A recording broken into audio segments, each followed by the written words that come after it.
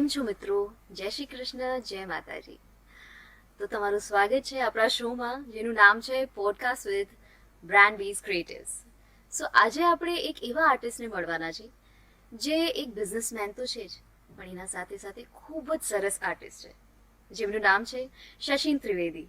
આવો એમની લાઈફ વિશે, એમના સંગીતના સફર વિશે થોડી વાતચીત કરીએ. Welcome to our show sir. કેમ છો અને કેવી ચાલી રહી છે નવરાત્રિની પ્રિપરેશન? દિવ્ય, બહુ સરસ ચાલે છે. સરસ અમે પ્રોગ્રામો માટેની તૈયારી પણ કરીએ છીએ, નવરાત્રી પછીના પણ કરીએ છીએ. અને મારી પ્રિપરેશન તો ઠીકઠાક જ છે કપડામાં. તમારી તો અત્યારથી ગાયક તરીકે, ખેલૈયા તરીકે, ઓડિયન્સ તરીકે એટલી જોરદાર લાગે છે કે મને એમ લાગે છે કે હું થોડુંક વાત કરો એને ઇન્ફિરિયર ફીલ કરીશ, પણ યા એટલે ઈશ્વરે તમને બધું બ્યુટી, અવાજ અને વાતો બધું જ આપ્યું છે. But yes, preparation is going well. It is nice અને we are well prepared to do that. So આપણે સ્ટાર્ટ કરીશું તમારી પર્સનલ લાઈફથી. તમે ગરબાની શરૂઆત કઈ રીતે, કઈ એજમાં તમે કરી એ જણાવો.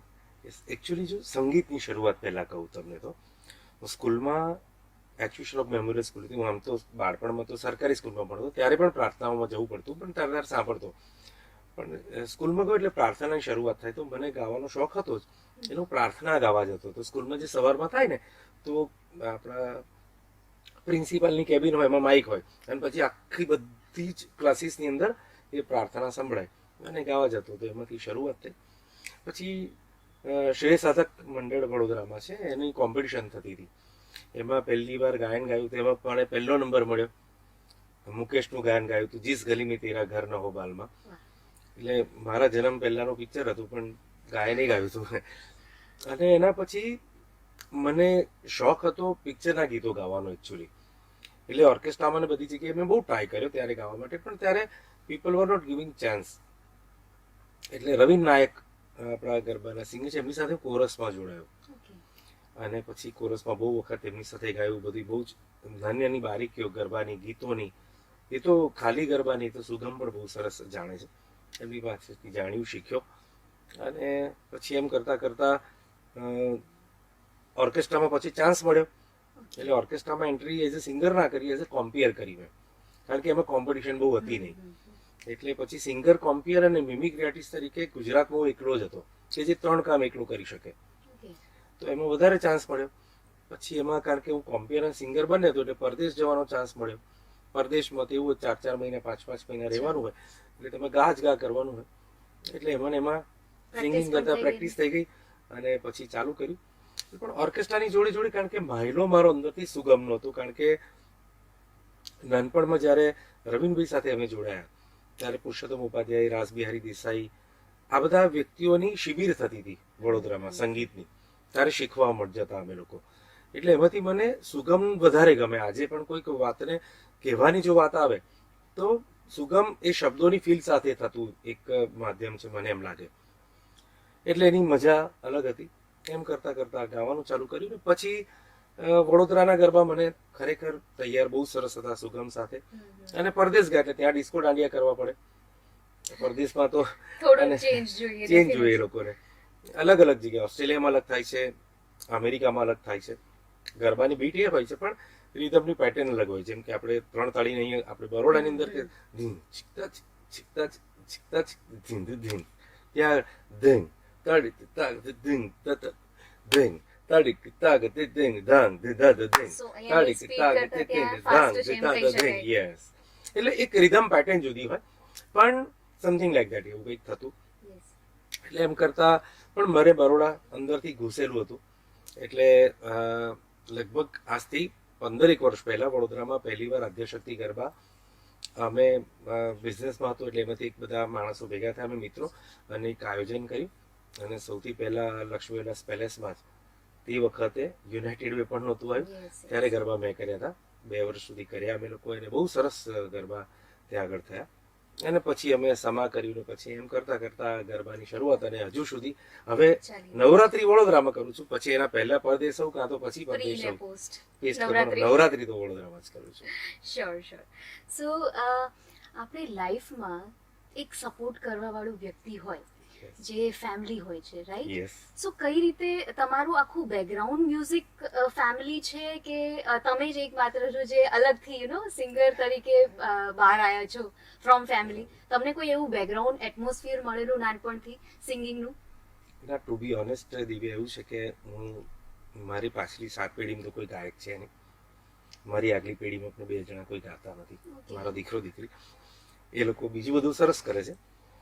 પણ આ ખબર નહીં નેચરલ કદાચ હશે કાં તો ગિફ્ટ હશે મને એવી કે જેમાં મને સંગીતની રુચિ થઈ અને થયું. અને સપોર્ટમાં તો એવું હતું કે કોઈ સપોર્ટ જેવું નહોતું. આ બધું જાતે જ કરવાનું, પણ એની મજા છે એટલે મને એનું કોઈ રિગ્રેટ નથી. મને તો એમ લાગે છે કે ઈશ્વરે મને એટલી જબરજસ્ત તાકાત આપી. સેકન્ડ સ્ટાન્ડર્ડમાં તો ત્યારે પહેલી જોબ કરી હતી મેં, અને ત્યારથી પછી એટલે હું 7 વર્ષનો પછી ત્યાર પછી તો હું 6ઠ્ઠામાં ભણું ને 5મા ધોરણના ટ્યુશન કરું. હું ભણું ગુજરાતી મીડિયમને, ટ્યુશન કરું ઇંગ્લિશ મીડિયમના, કારણ કે ફી એમાં વધારે મળે. એટલે સ્ટ્રગલિંગ જાતે જ કરતા પછી ભણવાનું, એની સાથે ગાવાનું જે અંદરનો શોખ હતો એ ફાયદો થાય. હું તમને ક્યારેક પછી આપણે વાત કરશું એટલે કહીશ કે ગાવાનું ને બિઝનેસ અને આ બધું સાથે મજા કેવી રીતે થાય, કેવી રીતે થાય. It is not deadly combination, it is a good combination.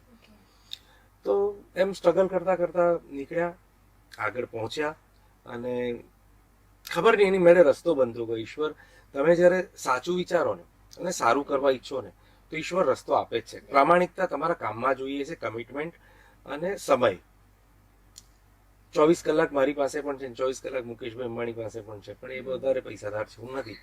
તો એ 24 કલાકને કદાચ વધારે સારી રીતે વાપરી શકતા હશે, હું નહીં વાપરી શકતો હું. પોસિબલ છે. એટલે એવી કંઈક વિચારધારાને લઈને પછી ચાલો. એટલે કોઈ સપોર્ટ સંગીતમાં કોઈનો હતો નહીં. હા, મારો એક જ સપોર્ટ મારા મમ્મી હતા, પપ્પા હતા નહીં મારા, નાનપણથી જ. એટલે મમ્મી મને કશું પણ કરવા દે એટલો જ સપોર્ટ. એટલે કોઈ બાઉન્ડ્રી નથી કે આટલા સમયમાં ભાઈ આ આટલું કરી આપ, else go to the other, like job કરો, કે એવું કોઈ બાઉન્ડરીઝ નથી તમને કહી શકાય? હા, યસ, ઓફકોર્સ. એને એવું નહીં રાખ્યું. હા, એને કારણ કે અમારી ફાઇનાન્શિયલ રિક્વાયરમેન્ટ બહુ હતી. કારણ કે મારાથી નાની બહેન, એનાથી નાનો ભાઈ, મારા નાના નાની, કારણ કે ફાધર હતા ને એટલે અમે નાના નાની ત્યાં મોટા થયા. એટલે એમની પણ જવાબદારી, હું એલ્ડર સન, સમજદારી થોડીક વહેલી આવી ગઈ હતી. આવી જાય દરેક જણે, જેમ ઘરમાં દીકરીને સમજદારી વહેલી આવે એવું હોતું હોય છે. એટલે જ એને હંમેશા લગ્નના ઉંમર એની નાની હોય છે, પુરુષને થોડી મોટી હોય છે, કારણ કે સમજદારી વહેલી થાય એવું ગવર્મેન્ટ પણ માને છે. પણ મને સમજદારી થોડી વહેલી આવી હતી એટલે હું જોબ પણ કરતો. ત્યારે લોકસત્તા પ્રેસ અહીંયા આગળ વડોદરામાં હતી, ત્યાં લોકસત્તા ચાલતું, સંદેશ ગુજરાત કરતા વધારે. તો રાત્રે બંડલ બાંધવા જવાનું, પછી ત્યાં અમદાવાદીપુર પાસે છગનભાઈ કરીને છાપાને બધા પેલા ફેરિયાઓ લઈ જાય ને એમને છાપા વેચવાના, એમને ત્યાં નોકરી કરવાની. બપોરે ફતેપુરામાં કમલ જાંગિયા કરીને એની હતી, જે બધી જગ્યાએ મંગળ બજારમાં, તો ત્યાં જોબ કરો, પછી સ્કૂલ જવાનું, પાછું રાત્રે પ્રેસમાં.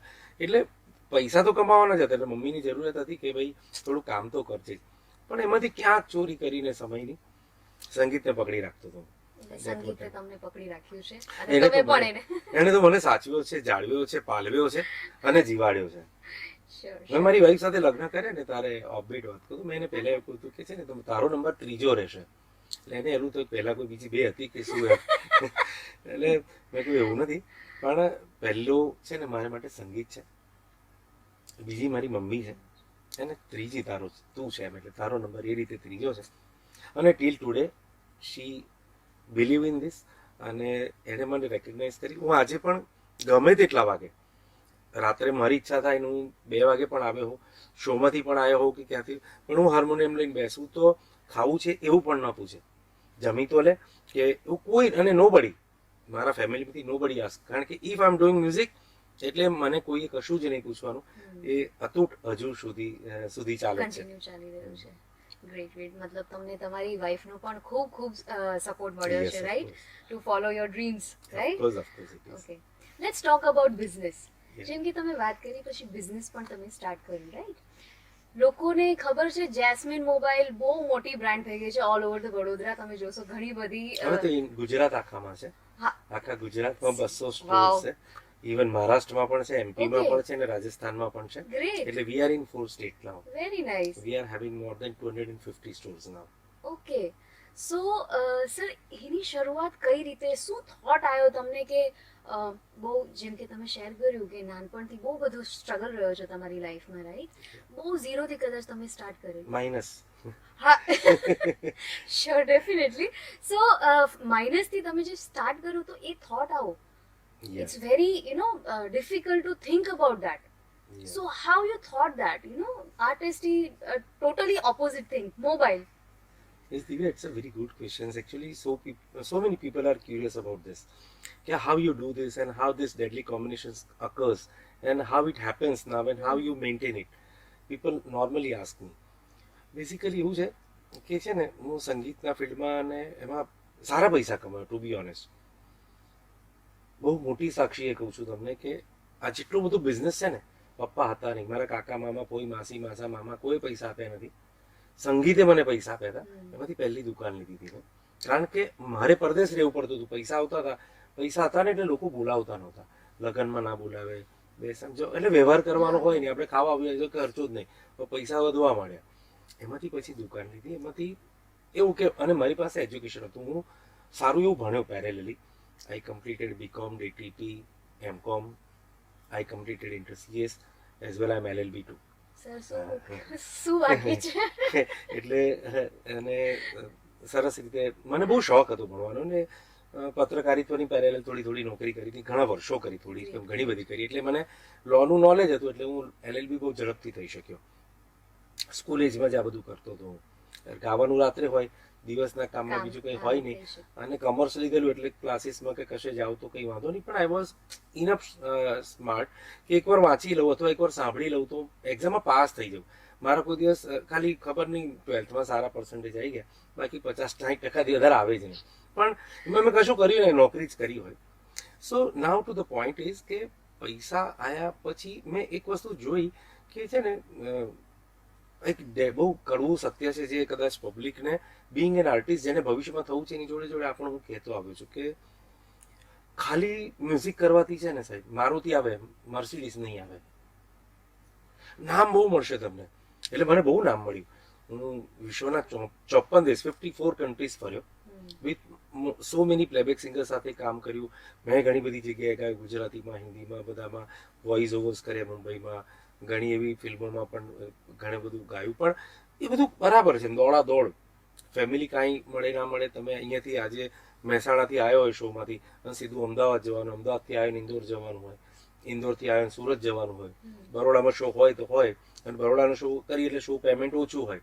બરોડાની કમજોરી છે. આ પણ એક કલ્ચર બહુ સરસ છે, પણ પૈસા બહુ નથી મળતા. એટલે પણ કીડો હોય એ બધા અહીંયા જ રહે છે. અને એટલે મેં શરૂઆતમાં જ્યારે હું પાછો આવ્યો ને ત્યારે હું વધારે પડતા શોઝ સુરત સાઈડ કરતો હતો. બહુ પૈસા મળતા મને ત્યાંથી, એક સાથે 3 શો કરતો હતો. અને એના જે ગામ બહુ પોપ્યુલર થયું હતું, ગરબાબા, તમને કદાચ સુરત સાઈડ ખબર હોય તો, બારડોલીની બાજુનું આખું ગામ એના રહી છે.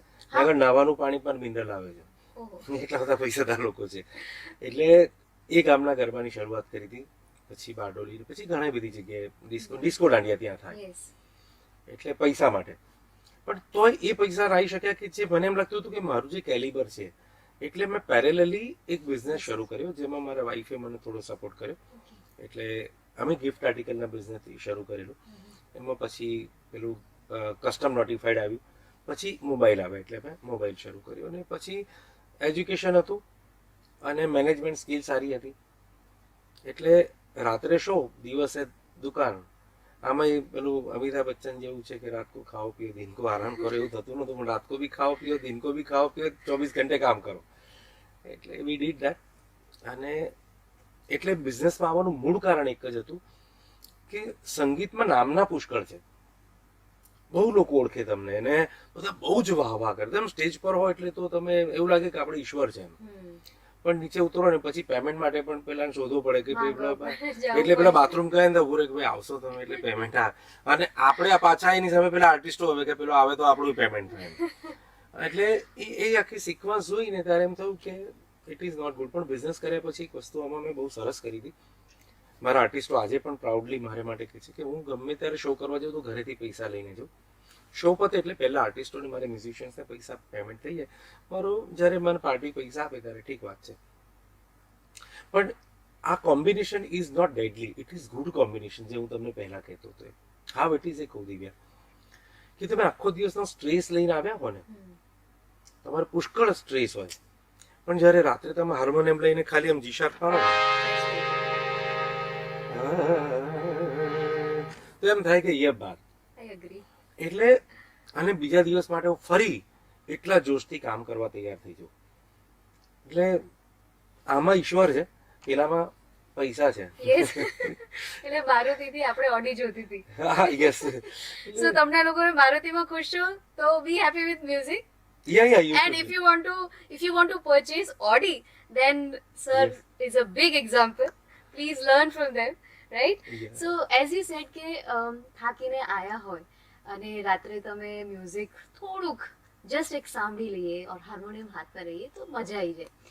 તમારું ફેવરેટ જોનર કયું જેને સાંભળીને તમને એમ થાય કે યા મજા આવી ગઈ? મને બેઝિકલી ગઝલ્સ બહુ ગમે. એ મારું જોનર, મારા અવાજને પણ વધારે સૂટ થાય છે. ઠીક છે, કારણ કે અમે ઓર્કેસ્ટ્રામાં તો બધું મોહમ્મદ રફી, કિશોર કુમાર અને બધું લતા મંગેશકરનું કવર ગીત ગાવું પડે. મેં હમણાં કહ્યું કે હમણાં જ્યારે ગયો તો ત્યાં આગળ સિંગાપુરમાં લેડી સિંગર એકદમ બીમાર થઈ ગયા, હવે તો ઘણા બધા મારે જ ગાવું પડ્યું, તો ગાયું. અવાજની અસર એના લીધે જ છે સળંગ. પણ જોનર તરીકે મને મારા અવાજને સૂટ થાય છે. સંગીત છે ને સાહેબ, એ કમિટમેન્ટની વસ્તુ છે કે મને બધું જ ગાઈ શકાય એમ તો છે, પણ હું જે સારું ગાઈ શકું ને, જેને મોહમ્મદ રફી સાહેબને એટલો સારો ન્યાય ના આપી શકું, એટલે એ એમની જે જોનર છે એમની વાતને, મને ગમતી ગઝલ છે ને, બાકી મને ગમતી વસ્તુ તો સુગમ છે. એ બે જોનર મને બહુ, સુગમના બધા જ મને બહુ જ ગમતી વસ્તુ, મને બહુ ટચ કરે એમ. સુગમના એકચ્યુઅલી એની અંદર કોઈ પણ ભાવ હોય છે એમ. બતાવો એકાદ. હમણાં એ જ રિક્વેસ્ટ કરવાની હતી, તમે વાત પૂરી કરો એટલે કે સી તમે સુગમની અંદર આવું કરી શકો એમ. સુગમમાં જે વસ્તુ છે તે એવી છે કે તમે જે શબ્દોને છે ને એના ભાવ સુધી લઈ જાય છે. ગઝલ એના શબ્દોના ભાવ સુધી લઈ જાય છે. પિક્ચરના કાતમાં ગીતોમાં ભાવ નથી એવું મારું ક્યાંય કહેવું નથી, પણ એની એક અલગ એક જોનર અને એની એક અલગ મજા છે. પણ મને કેમ ગમે છે એનું, મને દરેકને પોતાની માં ગમતી હોય એ વાત છે લગભગ. શબ્દો છે, બોલ રે ગોકુળની ગોરી, મારો કનૈયો ચોરી, ક્યાં સંતાડ્યો તું પાછો દે. એટલે એમ સરસ વાત છે કે ક્યાં સંતાડ્યો તું પાછો દે. હવે એને માગે છે તો એ કેવી સરસ ભાવનાથી સુગમ આવું શક્ય છે.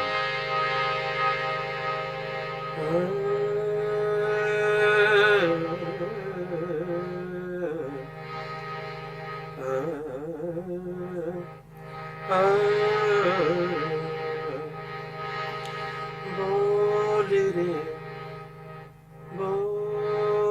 રે ગોકુળની ગોરી, મારો કનૈયો ચોરી, ક્યાં સંતાડ્યો પાછો દે. અને આડો એને દોરી, નીંદર ઉડાડી મોરી. અને આડો એને દોરી, નીંદર ઉડાડી મોરી. એને ઘરથી બગાડ્યો અલીતે અલીતે અલીતે, ઓરે કનૈયો મારો, ક્યાં સંતાડ્યો પાછો દે. ખૂબ સરસ, બહુ જ સરસ.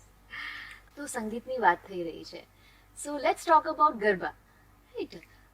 આદ્યશક્તિની આપણે વાત કરીએ તો સર તમે ક્યારે એવું વિચાર્યું કે આદ્યશક્તિ જેવું એવું મોટું ગ્રુપ, રાઈટ, આપણે સ્ટાર્ટ કરવું જોઈએ વડોદરામાં?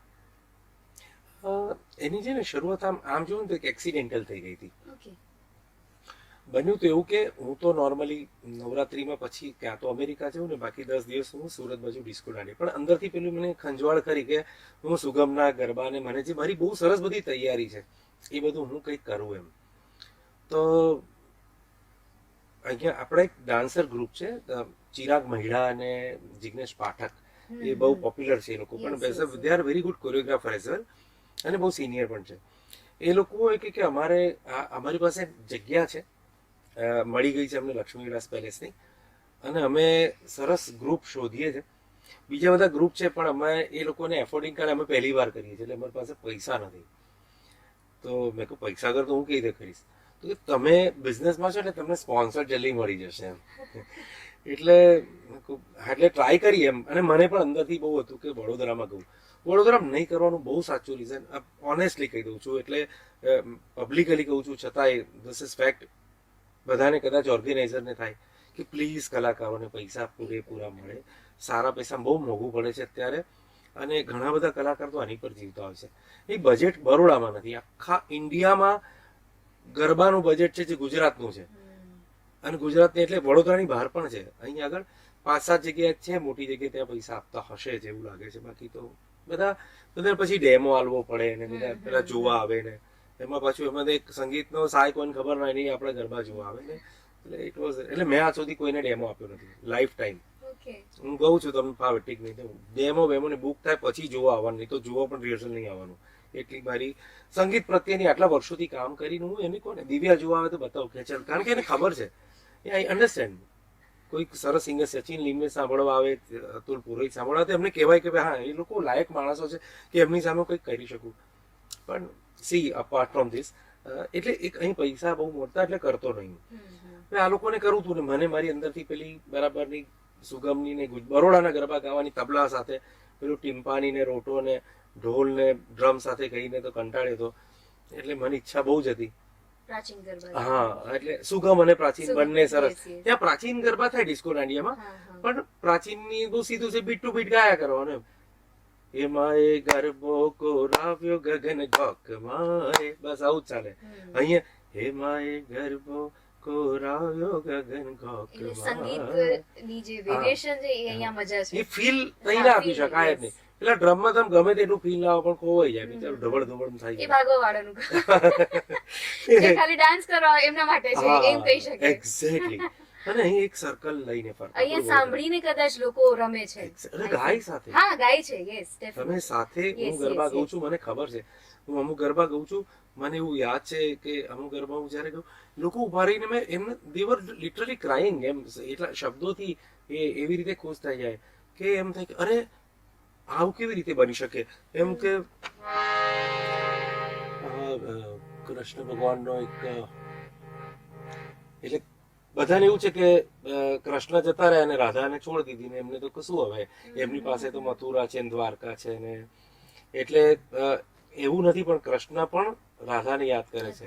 એટલે કૃષ્ણ જયારે કોઈ કહે છે કે રાધાને માટે એક સંદેશો મોકલે છે, એ ગીતની અંદર વાત એ કોઈ સંદેશો રાધાને કહેજો, કોઈ સંદેશો રાધાને કહેજો કે મથુરાના મહેલમાં સોનો છે શ્યામ, કે તમે ઘટ ઘટમાં સાથ સાથ રહેજો, તમે ઘટ ઘટમાં સાથ સાથ રહેજો, કે મથુરાના મહેલમાં સોનો છે શ્યામ. કૃષ્ણ રાધાને સંદેશો મોકલીને આ વાત આમ એમને જયારે શરૂઆત કરી, હું એડલિફ કરીને ફ્લ્યુટ સરસ સાથે મેં રડતા જોયા છે. આવું બરોડાની બહાર બધું નથી થતું. અને વડોદરાના આર્ટિસ્ટને એટલે જ અહીંયા આગળ ગાવાની મજા આવે છે. સાદી શબ્દોમાં જે મેં પહેલા કહ્યું ખંજવાળ છે, એક જ કારણતર છે એ. એટલે અમે આવી બધી પૂરી કરે ને પછી એટલે હું બિઝનેસમાં તો મારા બધા મિત્રોને કહ્યું કે ભાઈ અમે ગરબા કરીએ છીએ, એટલે એમને સ્પોન્સરશીપ પણ આપી, 2-3 સારી મોબાઈલ કંપનીને કહ્યું, એમણે બધું ગોઠવી આપ્યું. અને પછી શરૂ થયું, પછી તો સતત શરૂ થઈ ગયું, પછી પબ્લિક પુષ્કળ આવવા માંડી. એટલે એ અમને પોતાને ત્યાર પછી તો મને ઘણી બધી ઓફર થઈ સારી સારી જગ્યાઓમાં કે હવે તમે અમારી સાથે 1-2 વર્ષ ગયા પછી, નામ નથી આપી શકું એમ, પણ બહુ સારા સારા ગ્રાઉન્ડ ઉપર કહ્યું કે તમે અમારી સાથે. પણ મારી થોડીક એવી હતી, હવે પેલું એમ કે હું જેવું કરું એવી રીતે થવું જોઈએ. મને કોઈ એમ આવીને ના કેવું છે તારે આ ગાવાનું છે, આર્ટિસ્ટ હા, એ મને કે તું તમે આજે પેલું ઢોલીડાનું કઈ ગાજો ને એમ, એના પિક્ચરનું કોઈ ગાયન તમે અમે એડ કરજો ને, પેલું ઓર્ગેનાઇઝર્સ આપણને બધું અમે પછી એને અડધી તો અડધાને તો ખબર નહીં એવું અમે તમે પેલું ગાવ છો ને તાલ તૂટી જાય, હવે એને ખબર જ નથી તાલ શું છે. એટલે એવો એટલે મારી બહુ સ્ટ્રિક્ટ, અને જ્યારે આપણે કરતા હતા આપણે એટલીસ્ટ લિબર્ટી મળે. મોટા મોટા સિંગર્સને પણ થતું જ હશે આવું, ખબર નહીં, પણ છતાં એમને કેવું કહેતા તો છે, આ વખતે આવું કરજો ને, આ વખતે આમ કરજો ને, પેલું કરજો ને. એ બિચારા સરસ જ કરતા હોય, એમની જિંદગી આની અંદર આપી હોય તો. એટલે મને એવું નહોતું ગમતું, એટલે મેં લોકોને બહુ વિવેકપૂર્વક ના પાડી કે ના, મારે મારી રીતે જ કરવું છે. પછી તો અમારા અહીંયા આગળ ઓર્ગેનાઇઝર અમને મુકેશભાઈ ભરવાડ ને એ લોકો બધા મળ્યા, અને એ લોકોએ પછી બધું જ આખું જ એમને હાથમાં લીધું. પણ મારું જે સન્માન, મારી જગ્યા, મારું નામ અને મારી જાસ્મીનની બ્રાન્ડ, અને મને મારા જે ગેસ્ટ આવે એમને બેસવાની વ્યવસ્થા એ લોકો એમને બધી સરસ કરી આપી. એટલે એટલા વર્ષોથી એમની સાથે કરું છું. એટલે બરોડામાં આવું એક્સિડેન્ટલી હું અંદર એન્ટર થઈ ગયો હતો. ખૂબ સરસ. સો આપણે જેમ તમે હમણાં જણાવ્યું કે ઘણા સમયથી આપણે આદ્યાશક્તિમાં ઓલરેડી તમે ગાઓ છો, તો ઓલ ઓવર વડોદરા બી તમે ટ્રાવેલ કરો છો. યસ. તમે એમ પણ મેન્શન કર્યું કે ત્યાં લોકોને થોડીક બીટ્સ પર વધારે છે કે ડાન્સમાં, આઈ થિંક એમનો ફોકસ ડાન્સિંગ છે, રાઈટ? અને અહીંયાની જે પબ્લિક છે એમનું ડિફરન્ટ છે. સો બેમાં શું ફરક તમને લાગે છે? અહીં છે ને ચૈતન્ય છે, અહીં છે ને સ્વયં અંબા ખરેખર આમ આવીને, મને બોલું છું તો રૂવાટા ઉભા થઈ જાય છે,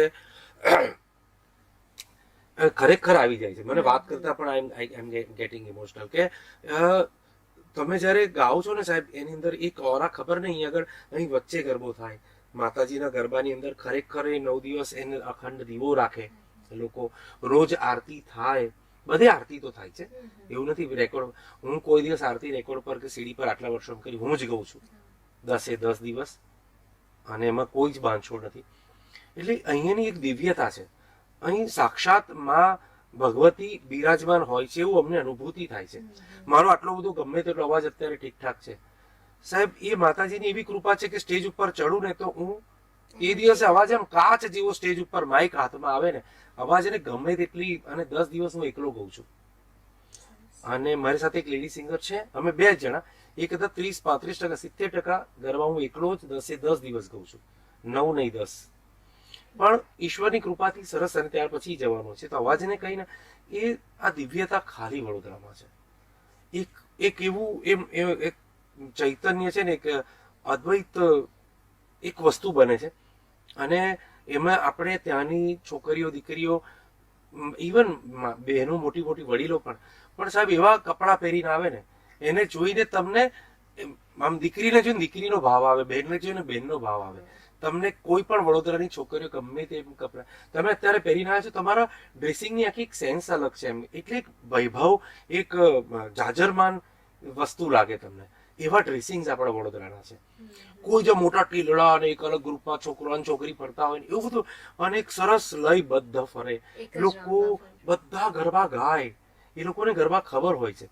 મેં જ્યાં કર્યા છે ત્યાં કેવું થાય, તને કહું તો દિવ્યા, એક ગ્રુપ હોય એમ, છોકરા છોકરી, એ લોકો ત્યાં આગળ ધીંકટ આમ કરે ખબર નહીં કઈ કરે. Different types of like play રમવામાં ડિફરન્ટ ટાઈપ હોય છે. પણ અહીંયા હું એ જ એડ કરવાની હતી, હું પણ સૌરાષ્ટ્રથી છું, સો મેં ત્યાંના એક્સપિરિયન્સ કર્યા છે. When I came to Vadodara, this was like અહીંયા હર એક પબ્લિક, મતલબ રમવા સાથે એમને એક ગરબાના શબ્દો યાદ છે. I have seen that. અને એકચ્યુઅલી સ્ટાર્ટિંગમાં થોડું મને બી થતું હતું કે થોડું સ્લો ચાલી રહ્યું છે, but when I experience year by year, તો I also feel that, I felt that કે એ એનર્જી જે તમે વાત કરી રહ્યા છો, શબ્દો છે, ગરબાના જે શબ્દો છે, એની જે ડિવાઇન એનર્જી છે, ઓરા છે, ડેફિનેટલી એ અસર કરે, રાઈટ? તો જેમ તમે કહ્યું કે બહારે આઉટ ઓફ ઇન્ડિયા છે એ ડિફરન્ટ હોય છે, એમનો ટેસ્ટ અલગ હોય છે. અહીંયા જે વડોદરાના જે ગરબા છે એ ડિફરન્ટ હોય છે. અહીંયા છે ને, સાચું કહું દેવું, અહીં ભક્તિ માટે થાય ને એવું લાગે છે, પેલું ફન માટે થાય છે, બાકી બધે જ.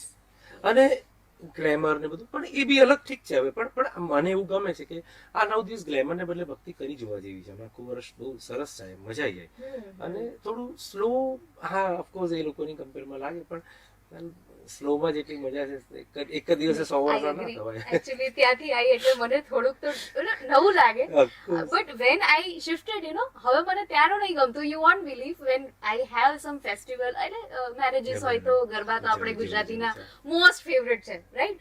તો એમાં હવે એ સ્ટેપ સિવાય મને ત્યાંના એક સ્ટેપ નથી આવડતા. અંદર માહિલો છે ને તમારો, અંદરથી સંગીતનો છે, અંદર હૃદય જે તમારું છે ને, એ ડાન્સિંગ કરતા, કારણ કે તમે સંગીતને જાણો અને માણો બંને છો. ઘણા લોકો ખાલી જાણતા હોય, યસ યસ. એટલે તમે જાણો તો છો, પેલા લોકો ખાલી માણે છે. તમે જાણો અને માણો એટલે યુ મસ્ટ બી એન્જોયિંગ.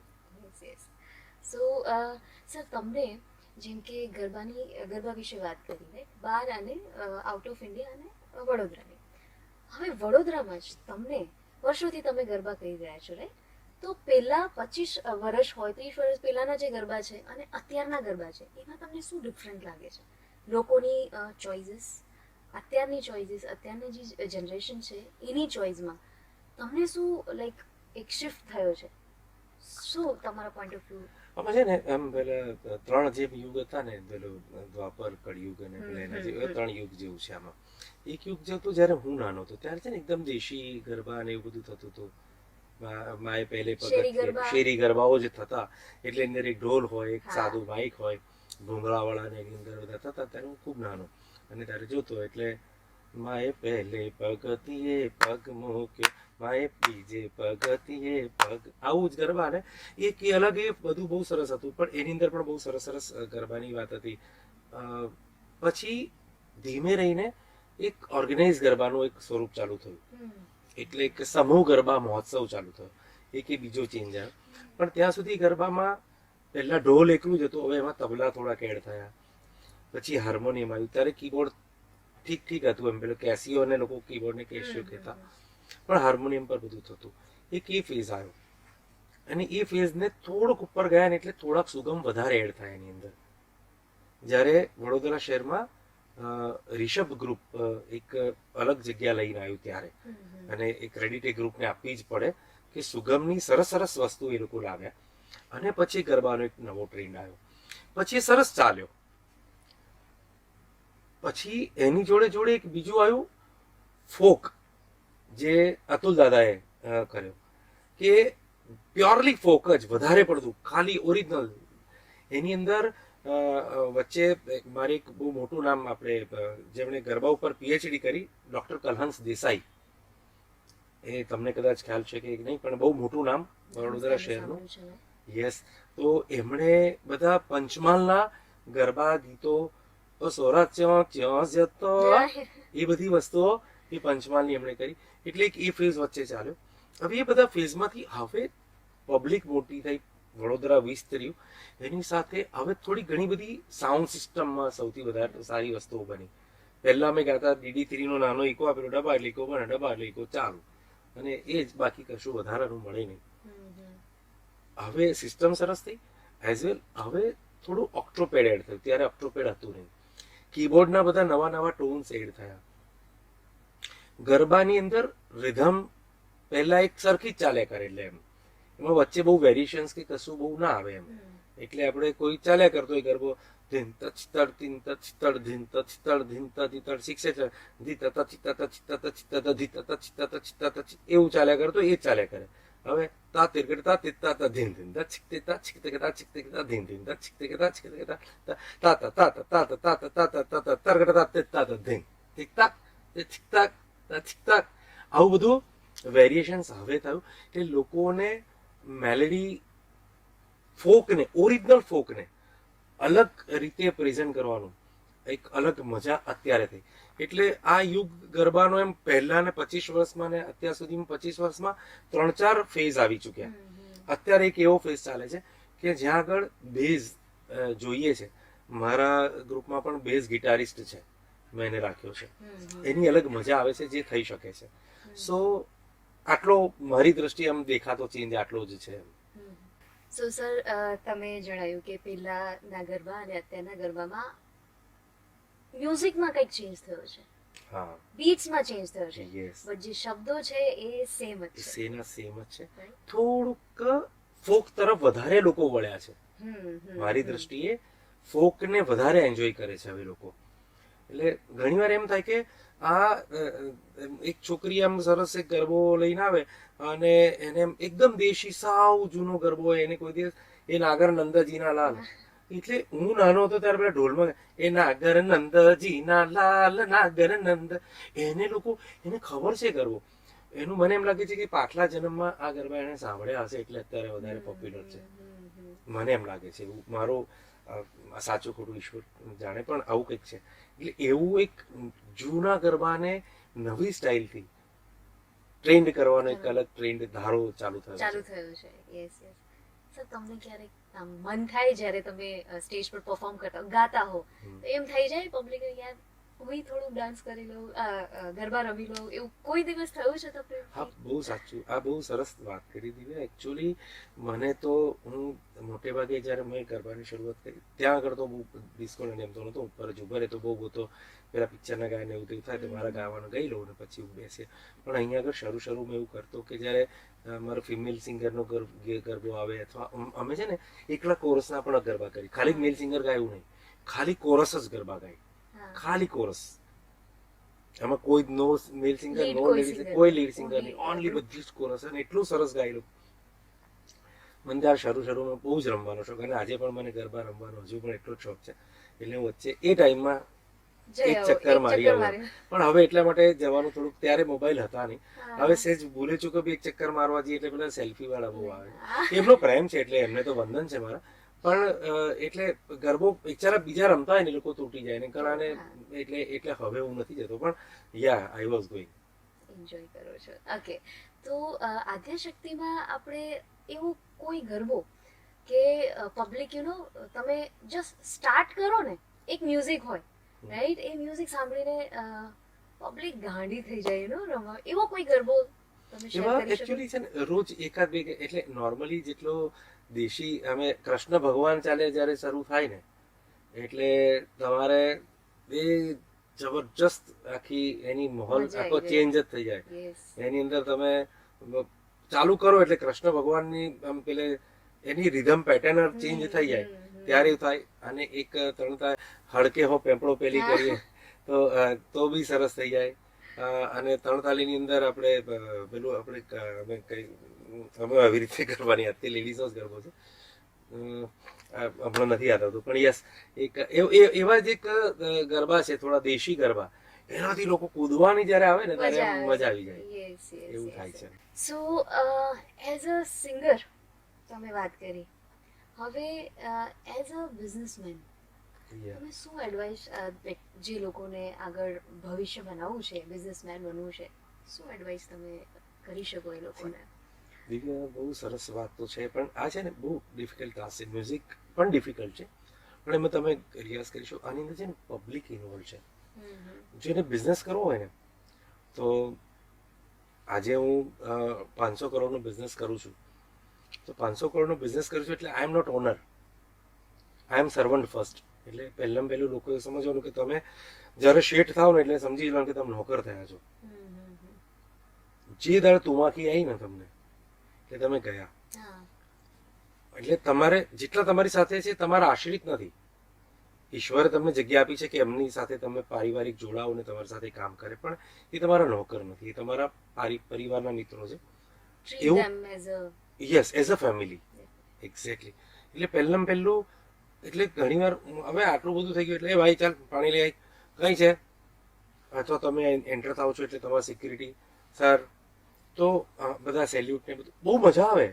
આ બધી વસ્તુ મને નથી આવતી જુદી, પણ કોઈને પણ એટલે મારે બધાને એવું કહેવું પડે, ભાઈ મને તમારે જય શ્રી કૃષ્ણ કહેવું, મને જય મહાદેવ ગમે છે, મને જય મહાદેવ કહેવું, કોઈ ઊભા થવું. આ જો તમે કરો ને તો બિઝનેસને તમે વધારે એક્સપેન્ડ કરી શકો. પણ માણસને માણસ તરીકે ગણવું એનું કામ છે, એ કરે છે. એટલે બિઝનેસમેન તરીકે એ કરવું પડે. બીજી વસ્તુ, બિઝનેસ ખાલી પૈસાથી થાય છે એવું છે જ નહીં. બિઝનેસ સંબંધ, પ્રમાણિકતા અને કઠોર પરિશ્રમ, આ 3 વસ્તુથી થાય છે. કેમ કે એકલા આપણે just sorry to yes yes yes, આપણે એકલા કોઈ બી બિઝનેસ સ્ટાર્ટ કરીશું તો definitely we need a group of people. So that is our family somewhere I feel. અને એમના સાથે આપણો બિહેવિયર એમના પ્રત્યે કેવો છે એ બહુ મહત્વની વાત છે. સાથી હાથ બઢાના. Yes, definitely. એટલે એ બહુ મહત્વની વસ્તુ છે. બીજું, બિઝનેસ રિસ્ક છે. એટલે આપણે બિઝનેસ સાહસિક એવું કહેવાય. સિંગર સાહસિક ના હોય, સિંગર જ હોય એમ, એ અચલ છે એમ, એનો શરત છે કે એનો કોઈ પંચમનો કોઈ દિવસ કોમળ પંચમ કે શુદ્ધ, એ પંચમ શુદ્ધ જ છે એમ. તો સિંગર સળજ છે, એને સા એટલે સાત છે, પણ બિઝનેસ સાહસિક છે. બાકીના બધા સ્વર્સ બિઝનેસમાં લાગે છે સાહેબ. રિસ્ક રિસ્ક ઇઝ અ સૌથી પહેલા ફર્સ્ટ ફેક્ટર. તમારી નજર હટી, દુર્ઘટના ઘટી. તમે કસ્ટમર સેટિસ્ફેક્શન, બધી જ વસ્તુઓથી માંડીને એટલી બધી એની અંદર તો બહુ ડેપ્થ છે બિઝનેસની વસ્તુ. કારણ કે અમે તો ઝીરોથી શરૂ કર્યું છે અને મારી પાછલી પેઢીમાં કોઈ બિઝનેસમેન હતું નહીં, કોઈ સિંગર પણ નહોતું, બિઝનેસમેન પણ નહોતું. આ બધું ખબર શરૂ કરી છે, ખબર નહીં અમારા ફોટા પર આયા પછી યા બટ એટલે બિઝનેસ ઇઝ સમથિંગ એવું છે કે બિઝનેસની જોડે કળા રાખજો જેને બિઝનેસ કરવો છે. એમાં હોવી જોઈએ લાઈક ધેટ. યસ, એક તમે કોઈ કળાને રાખશો એટલે એવું નથી કે ખાલી મ્યુઝિક, ઓકે, તમે પેઇન્ટિંગ રાખો, અચ્છા, એક આર્ટ સાથે રાખો. આર્ટ yes, સાથે yes, રાખજો yes. બિઝનેસની. હમ, તમને રિક્રિએટ કરશે. તમને જ્યારે બિઝનેસ છે ને એવું, કારણ કે આપણે ખાડા ખોદવાનું કામ તો કરતા જ નથી, એટલે ફિઝિકલ થાક લાગવાનો જ નથી. yes, yes. મેન્ટલ થાક સોગવા નથી દેતો. તમને મેન્ટલ થાકના લીધે રાત્રે ઊંઘ નહીં આવે, કારણ કે બીજા વિચારો તમારા બીજા દિવસના પ્લાનિંગ અને બધું રોજ, બહુ બધું છે. અને એ ના એટલે પછી ડ્રિંક આવે, લીકર, એટલે એના તરફ ના વળવું હોય તો તમે એક સરસ કોઈક રાત્રે પેઇન્ટિંગ કરો, રાત્રે સિંગિંગ કરો, રાત્રે કવિતા કરો, રાતે વાંચન કરો, કોઈ પણ એક આર્ટ, અપ્લાઇડ આર્ટ, કોઈ પણ તમે એની સાથે બિઝનેસ સાથે કોઈ બિઝનેસમેન રાખશે એ બિઝનેસમેન સક્સેસફુલ થશે ને થશે, એવું મારું માનવું છે. એટલે કોઈ ચોપડીમાં લખી નથી, બાપુ ત્રિવેદી કહે છે. ઓકે, જેમ કે તમે આર્ટની વાત કરી, જો સંગીત ના હોત તો સર શશિન ત્રિવેદી બીજું શું હોત? જો સંગીત નહીં તો બીજી કઈ આર્ટ? હું કદાચ કશું જ ના હોત, સંગીત ના હોત ને તો હું હોત જ નહીં. હું કદાચ ગુજરી ગયો હોત, કારણ કે બહુ સ્ટ્રગલ જોઈ હતી. મને સંગીતે જીવાડ્યો, ઠાર્યો, મઠાર્યો, મને સંભાળ્યો, સંવાર્યો. કારણ કે મારે દરેક પાસે રડવા દુઃખ થાય ને તો માનો ખોળો હોઈ શકે, મારી પાસે સંગીતનો ખોળો હતો. મારી મા પાસે એવો ટાઈમ નહોતો કે મને મારા દુઃખને સમજવાનો, કે મારી જે ઇમોશનલ એબિલિટીઝને સમજી શકે. શી ઇઝ સ્ટીલ ટુડે, અને આજે પણ છે, ને બહુ પ્રેમાળ માં છે મારી. પણ એ છે ને એકદમ સ્થિત પ્રજ્ઞ, જે આપણે ગીતામાં કહ્યું છે ને, એ સ્થિતિની પરિસ્થિતિમાં મમ્મી છે મારા. એને બધું હોય તો પણ કશું જ વૈભવથી પણ આજે એનો કોઈ ફરક નથી પડતો. હા, યસ, એ તો સ્થિત પ્રજ્ઞ બહુ સરસ શબ્દ છે આપણા સંસ્કૃતમાં. કશું જ ના હોય તોય વાંધો નહીં, બધું બહુ જ હોય તોય કઈ વાંધો નહીં. એટલે એને, એટલે મને, હું કરફ્યુ, અમારે ત્યાં બાજવાડામાં રહેતો, એક જ રૂમનું ઘર હતું અમારું. તો કરફ્યુ થાય તો બી લોકોના છોકરા મમ્મી દોડતા જવાના, મમ્મી મને પૂછે જ નહીં. હું ગામે બધી અહીં આગળ મહેતાપુરમાં ફરતો હોઉં, ત્યાં આગળ જગમાલીપુરમાં ફરતો હોઉં, સાણ વેચાણીપુરમાં ફરતો હોઉં, બાજવાડા આખું બાજવાડા ફર્યા. મમ્મીને આવું તો તે કશું થયું, એટલે એને એવી પણ ચિંતા નહોતી કારણ કશું થઈ જશે એમ. એટલે બહુ સ્થિત પ્રજ્ઞ, પ્રેમ હતો અને લાગણી હતી. પણ એટલે તમને એ બધી વસ્તુ જ્યારે ના મળે, એટલે તમને છે ને તે ટાઈમે જ્યારે તમે કેજમાં આવો ને, એટલે યુ નીડ ઇમોશન્સ. તમને અત્યારે બધા ઘણા મમ્મી પપ્પાને કહેતા હોય છે ને કે મમ્મી જો ને તો બધાની વચ્ચે ખખડાઈ નાખ્યો મને, પપ્પાએ ના પાડી દીધી છે. આની મજા લેવા જેવી છે સાહેબ. લોકોને નથી કહેનારા એને પૂછી જુઓ. એનાથી બહુ સરસ વાત જો પબ્લિકલી કહેવાની થાય તો હું કહું છું સાહેબ, જીવનમાં છે ને એકવાર ઘર માટે માની બહુ જરૂર છે, પણ સમાજ માટે બાપની બહુ જરૂર છે સાહેબ. એકવાર માં ના હોય ને તો ઘરમાં રડી લઈ શકાય, પણ જો સમાજમાં બાપ ના હોય ને તો ઊભા નથી રાખતા લોકો, ઇજ્જત નથી આપતા, તમને પૂછતા નથી. કોનો છોકરો તમને એમ પૂછે ને તો તમે કોની દીકરી, તો પહેલા દરેક જણ તમારા પપ્પાનું નામ દેશે. તો આ સમાજ આ છે, અને એ સમાજમાં આપણે જીવવા, આપણે કઈ ચાંદ પર તો જઈ શકવાના છે નહીં. એટલે પણ એટલે એવી બધી જે કપરી પરિસ્થિતિઓનો બહુ પીટારો છે. પણ એમાં મારા ઇમોશન્સને પંપાળ્યો, બહુ જ મને લાડ કર્યા, એ સંગીતે કર્યા છે. હવે જો ના હોત ને તો સુસાઇડ તો કદાચ ના કરત, પણ એમને પતી જતું સંગીત ના હોત તો. હું કશું જ ના હોત. આ સંગીત છે એટલે પછી તો બધું બહુ છું.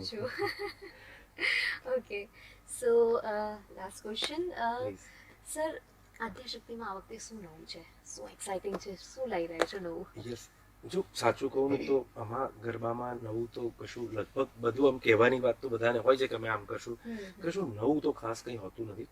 અમે થોડુંક અરેન્જમેન્ટ થોડુંક દર વખતે ચેન્જ કરતા આવીએ છીએ. અમે આ વખતે બેઝ ગિટારનો સ્પેસિફિકલી ગરબામાં કેવી રીતે ઉપયોગ કરી શકાય અને મારી પાસે બહુ સરસ સિદ્ધાર્થ કરીને એક છોકરો તમને મળે છે. એ બેઝિકલી રિધમિસ્ટ છે અને ગિટારિસ્ટ પણ છે. અમારી સાથે એક ઉત્સવ કરીને બીજો એક છોકરો પણ જોડાયો છે, બહુ સરસ ગાય છે. અમે એમના અલગ અલગ જોનર છે. અત્યારે મારા ફોકના, મારા બધા જે સુગમના જોનરની સાથે એક રસ બ્લેન્ડિંગ કરીને અમે આ વખતના એક ગરબાને અમે, મારી સાથે કાજલ કરીને બહુ વર્ષોથી મારી સાથે કોરસમાં બહુ નાની નાની હતી, એ લગભગ 10-12 વર્ષની હતી ત્યારથી ગાય છે. આજે મારે ત્યાં લેડી સિંગર છે, બહુ સામાન્ય પરિવારની દીકરી, પણ અદ્ભુત ગાય છે એમ. અને વાહ, અમારી બધી એ બધાનું અમે આ વખતે થોડુંક ધ્યાન વધારે રાખીને અમે એક પ્રેઝન્ટેબલ, મેમરેબલ અને મેલેડિયસ પરફોર્મન્સની, આમ તો બધું એવું જ હોય કે ગરબાની રીધમ આપણે 3 તાળી જ રહેવાની છે, એમાં ખાલી પેટર્ન, બીજું નવું કશું ના કરી શકો. એકાદ કોઈ ગરબા 2-3 નવા કરી શકો, પોતાના કમ્પોઝિશન્સ લાવી શકો. પણ અમે એવું માને કે મારું કમ્પોઝિશન હું કોઈને કહીને સંભળાવીશ તો કદાચ એને ખબર નહીં, હવે લોકોને ખબર હોય પહેલા ગાવું પડે. એટલે સાંભળેલી વસ્તુ વધુ અટ્રેક્ટ કરે. એક્ઝેક્ટલી, અમે એવું કરીએ છીએ.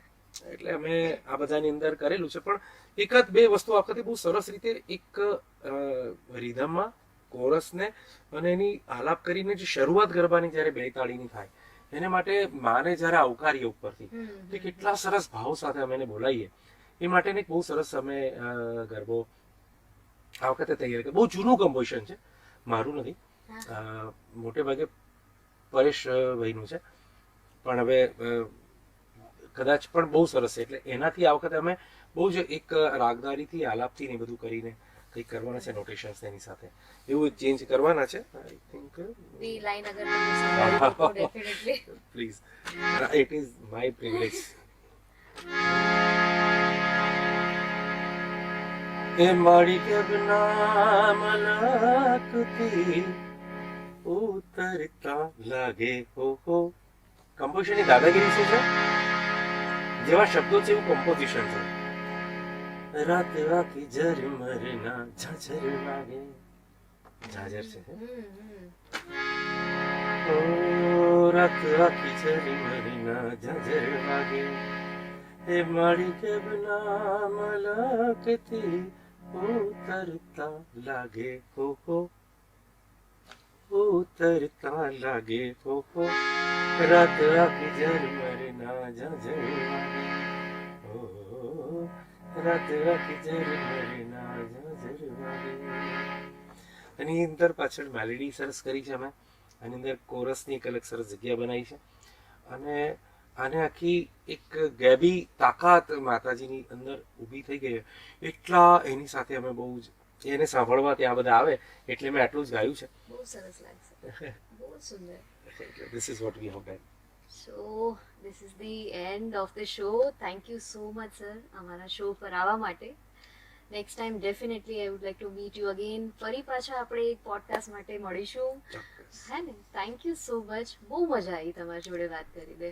Thank you Divya. Honestly speaking, મને પણ મન ખોલીને વાત કરવાનો બહુ મોકો નથી મળતો, બિઝનેસના અમુક કારણસર બધા, પણ તમારી સાથે હૃદયથી, એટલે તમે મને એક પણ પ્રશ્ન મગજથી પૂછે ને એવું મને લાગ્યું નથી, બધા હૃદયથી પૂછ્યા છે એમ લાગ્યું, તો મને પણ ખૂબ આનંદ થયો. અને thank you very much. Audience આ ચર્ચાને માણજો, જાણજો, પણ ખાલી માણશો નહીં. અને of course thank you your podcast. અને આદ્યા શક્તિમાં જોજો. અરે યસ પ્લીઝ, મજા માણવા. અને આવજો, અમને સાંભળવા માણવા બહુ મજા આવશે. અમે બહુ સરસ કરીએ છીએ. અને હવે દિવ્યા જેવી સરસ સરસ દીકરીઓ, છોકરીઓ પણ આવે છે, હેન્ડસમ છોકરાઓ પણ આવે છે, અને બહુ સરસ રીતે એ લોકો લયબદ્ધ તાલબદ્ધ ફરે છે. અને તમારી સાથે વાત કરીને પણ મને બહુ જ મજા આવી. Thank you.